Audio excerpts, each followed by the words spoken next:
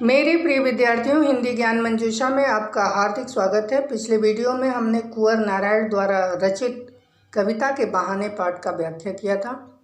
आज हम इसी के दूसरे अंश बात सीधी थी पर कविता का व्याख्या करने जा रहे हैं। बात सीधी थी पर में भाषा की सरलता और सहजता को रेखांकित किया गया है।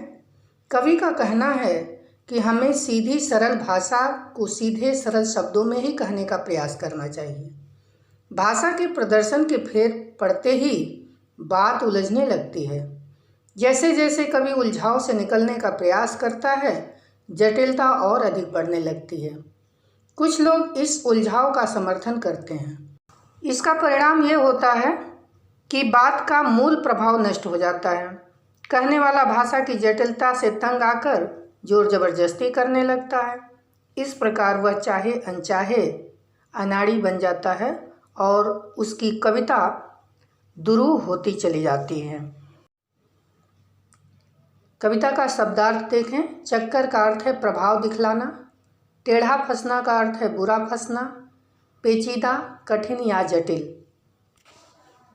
धैर्य का अर्थ है धीरज। बेतरह माने बुरी तरह। करतब का अर्थ है चमत्कार। तमाशबीन का अर्थ है तमाशा देखने वाले। शाबाशी, प्रशंसा या प्रोत्साहन।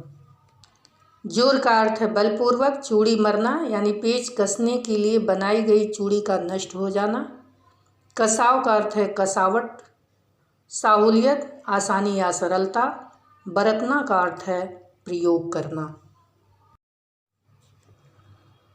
कविता की पंक्ति देखते हैं कि बात सीधी थी पर एक बार भाषा के चक्कर में जरा टेढ़ी फंस गई।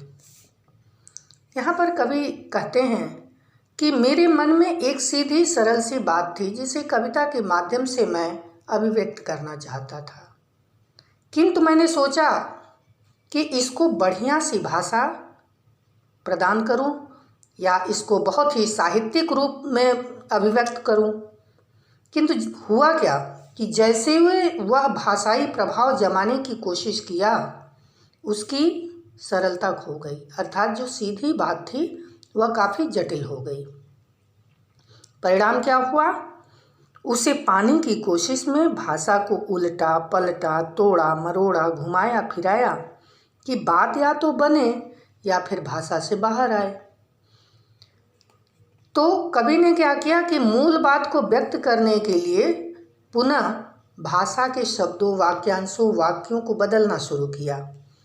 जब बात न बनी तो फिर से शब्दों को काटा छाटा, कहीं से तोड़ा, कहीं से मरोड़ा और इतना घुमाया, इतना उसको फिराया कि जो मूल बात थी वह प्रकट हो सके।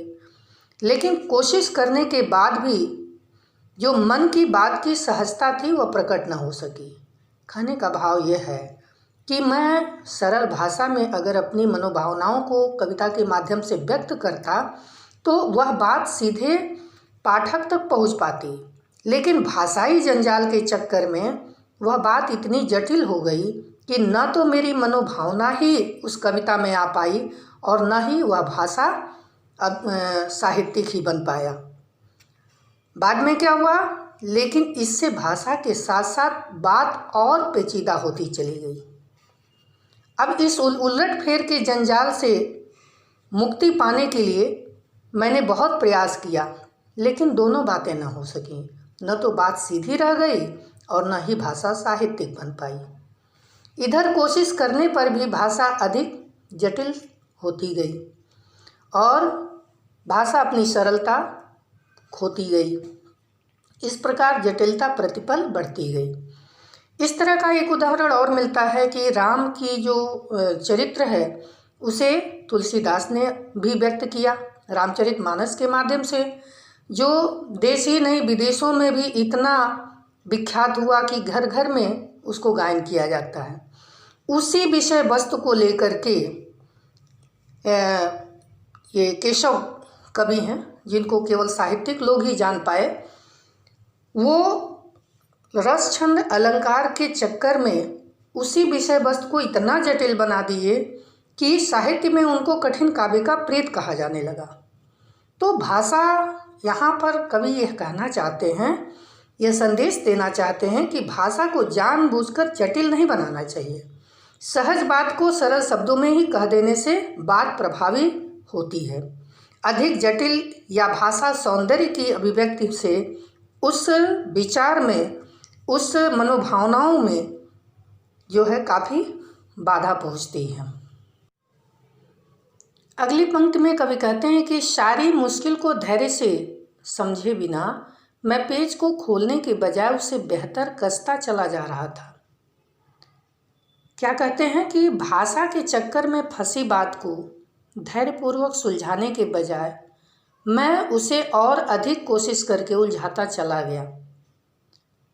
किस तरह से? जिस प्रकार पेज ठीक से न लगे तो उसे खोलकर फिर से लगाने के बजाय कोई उसे ज़बरदस्ती कसता चला जाए। जिस तरह से मान लीजिए कोई ढक्कन है और उसको हम सही उसके पेज पर उस ढक्कन को न लगाएं और यह पता होने के बावजूद कि यह सही से नहीं लगा है उसको कसते चले जाएं, तो उसका नतीजा क्या होगा? नतीजा ये होगा कि उसकी चूड़ी फ्री हो जाएगी और वो ढक्कन बेकार हो जाएगा। कविता के साथ भी यही हुआ। बात के साथ जब ज़बरदस्ती कवि ने किया तो उसमें क्या हुआ? वह बात और जटिल होती चली गई। और इसके पीछे कारण क्या था? क्योंकि इस करतब पर मुझे साफ सुनाई दे रही थी तमाशबीनों की शाबाशी और वाह वाह।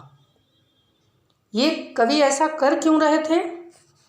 क्योंकि इस बेवकूफ़ी पर वाह वाह करने वाले और शाबाशी देने वाले लोगों की संख्या कम नहीं थी। वे उस जटिल पेचदार भाषा बनाने पर बधाई और प्रोत्साहन दे रहे थे। इस कारण वह भाव और भाषा दोनों को जटिल बनाते चले गए। यहाँ पर कवि ये संदेश दे रहे हैं कि रचनाकार को धैर्यपूर्वक अभिव्यक्ति की सरलता की ओर बढ़ना चाहिए। बिना सोचे समझे किसी बात को उलझाना, जटिल बनाना, कठिन बनाना उचित नहीं है। तमाशबीन से कवि का आशय है कि प्रशंसा करने वाले ऐसे रचनाओं को काफ़ी बढ़ावा देते हैं। अभिव्यक्ति की सौंदर्य को वो जानते नहीं हैं, नहीं उन्हें अर्थ से कुछ मतलब है। वे तमाशबीन हैं, बस उन्हें तालियां बजाना है और पीठ ठोकना है।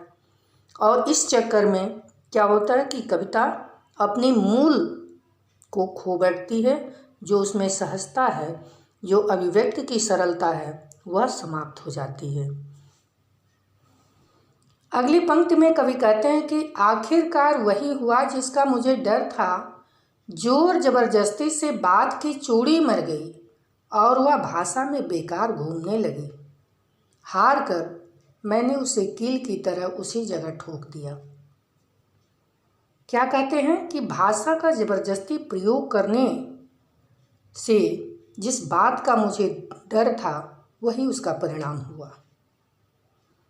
कवि को यह डर था कि भाषा को तोड़ने मरोड़ने से कहीं उसकी मूल भाव नष्ट न हो जाए, कहीं जो वह अभिव्यक्त करना चाहता है वह समाप्त न हो जाए या उसकी अभिव्यक्ति कुंठित न हो जाए। भाषा भावहीन होकर केवल एक खेल बनकर रह गई। भाषा की अनगढ़ उछल कूद के कारण जो उसका मूल कथन था, जिसको वह अपनी कविता के माध्यम से लोगों तक पहुंचाना चाहता था, वह नष्ट हो गया। और अंत में कवि ने क्या किया कि झल्ला करके चमत्कारी शब्दों को उसमें जोर जबरदस्ती उसमें पूरा भर दिया, यानी ठूस दिया। ठूसना मतलब बेतरतीब कोई चीज़ रखना। एक होता है रखना, दूसरा होता है ठूसना। मतलब किसी चीज़ को ज़बरदस्ती उसमें डालना जहाँ उसकी आवश्यकता नहीं है। अब क्या हुआ कि कविता ऊपर से तो अच्छी दिखने लगी, किंतु जो उसकी आंतरिक अभिव्यक्ति थी वह बिखर गई। उसका जो कथन था उसका प्रभाव नष्ट हो गया। जो भावों की अभिव्यक्ति थी, जो भावों की मधुरता थी, वो समाप्त हो गई। कविता प्रभावहीन हो गई। कहने का बात यह है कि भाषा बेकार घूमना इस बात की ओर संकेत करता है कि अभिव्यक्ति में शब्दों की कलाकारी तो पूरी थी, किंतु जो उसका संदेश था वो नष्ट हो गया। मुख्य कथ्य भाषा के चमत्कार में उलझ गई। और कील की तरह ठोकने का मतलब क्या हुआ कि भाषा के साथ पूरी जबरदस्ती की गई। सीधी सरल बात को बड़े बड़े शब्दों में उलझा करके उसे केवल जो है शब्द जाल बनकर रह गया। फिर क्या हुआ कि ऊपर से ठीक ठाक पर अंदर से न तो उसमें कसाव था न ताकत। बात ने जो एक शरारती बच्चों की तरह मुझसे खेल रही थी, मुझे पसीना पोंछते देखकर पूछा, क्या तुमने भाषा की साहूलियत से बरतना कभी नहीं सीखा? यहाँ पर कवि कहते हैं कि जो बात को मैं व्यक्त करना चाहता था वह एक शरारती बच्चों की तरह कवि से क्रीड़ा करते हुए उसी से सवाल करता है कि मुझसे खेल खेलते हुए व्यर्थ का परिश्रम तुम कर रहे हो, यानी शब्दों के साथ तुम खिलवाड़ कर रहे हो। अपनी बेवकूफ़ी भरी मेहनत पर पसीना भी बहा रहे हो, यानी अधिक तुम परिश्रम कर रहे हो। क्या तुमने अभी तक भाषा की सहजता, सरलता और सुविधा से प्रयोग करना नहीं सीखा? यदि नहीं सीखा तो यह तुम्हारी अक्षमता है, अयोग्यता है। कहीं ना कहीं तुम अपने भावों को अभिव्यक्त करने में असफल हो। इस भाषाई जाल में उलझ करके तुम बातों को अधिक पेचीदा बना दिए और जो मुख्य कथन था वो समाप्त हो गया। यहाँ पर कवि कहते हैं कि बड़े बड़े शब्दों और वाक्यों के अलंकारों, बिंबों के प्रयोग के कारण जो सीधी सरल बात रहती है उसकी अभिव्यक्ति काफ़ी जटिल हो जाती है और वह केवल एक तमाशबीन रह करके रह जाता है। जैसे पहले मैंने बताया भी कि केशव की कविता को पढ़ने के बाद केवल रस छंद अलंकार के ही दर्शन होते हैं, उसमें जो मुख्य कथन है वो पूरी तरह से गौड़ हो जाती है। प्रस्तुत कविता में कवि ने कथन के अनुरूप ही सरल सरल शब्दों का प्रयोग किया है। यह कविता एक विचार कविता के रूप में प्रस्तुत की गई है।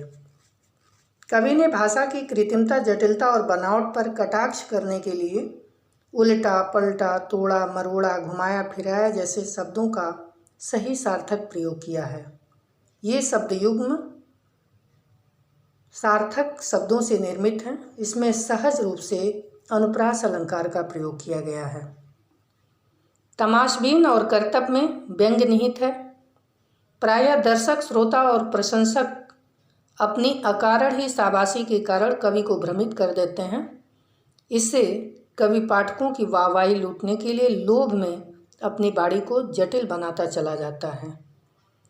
जानबूझकर भाषा को कठिन करना कोई साधना नहीं है, बल्कि यह एक करिश्मा हो सकता है। कवि ने पेच कसने में बिंब के द्वारा अपनी बात को स्पष्ट किया है। यह कथन अत्यंत सजीव और प्रभावशाली है। बात की चूड़ी मरना का अर्थ है बिल्कुल प्रभाव नष्ट हो जाना। यह एक सशक्त रूप का अतिशयोक्त अलंकार है। कील का ठोकना भाषा को जबरदस्ती ठूसने का परिचायक है। बात का मानवीकरण किया गया है। कवि का पसीना पोंछना बहुत ही सुंदर बिंब है जो परिश्रम की व्यर्थता को सूचित करता है। कील की तरह, शरारती बच्चों की तरह में उपमा अलंकार है। इस कविता में कथ्य के अनुरूप ही अत्यंत सरल सरल शब्दों का प्रयोग किया गया है।